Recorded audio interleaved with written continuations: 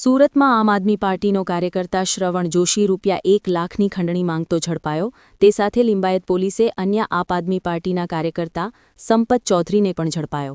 સસ્તા અનાજની દુકાનને તાળા મરાવી દેવાની ધમકી આપી ₹1 લાખની ખંડણી માંગવામાં આવી હતી।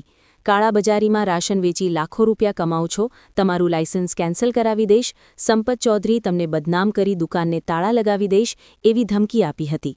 આ રીતે આમ આદમી પાર્ટીના કાર્યકર શ્રવણ જોશીએ મહિને 50,000નો હપ્તો આપવો પડશે તે જણાવી ₹1 લાખ પડાવ્યા હતા। ત્યાર પછી પણ ગ્રાહકોને ઝઘડો કરવા મોકલી અને સરકારી કચેરીમાં ખોટી રજૂઆત કરીને વેપારીને હેરાન પરેશાન કરતો। છેવટે કંટાળીને વેપારીએ લિંબાયત પોલીસમાં ફરિયાદ આપી હતી। એસઓજીએ 2 આરોપીની ધરપકડ કરી। રિપોર્ટર નૈતિક રેશમવાળા, સુરતથી।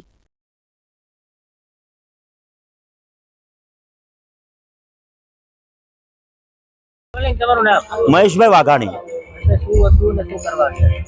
પાટીદાર સમાજની એક દીકરી આરતી એ સિંગર છે અને એ અમને જાણ થઈ કે ખરેખર એ કઈ સિલ્વર ફાર્મની અંદર આજે ડાયરાની મહેફિલ માણવા આવવાની છે।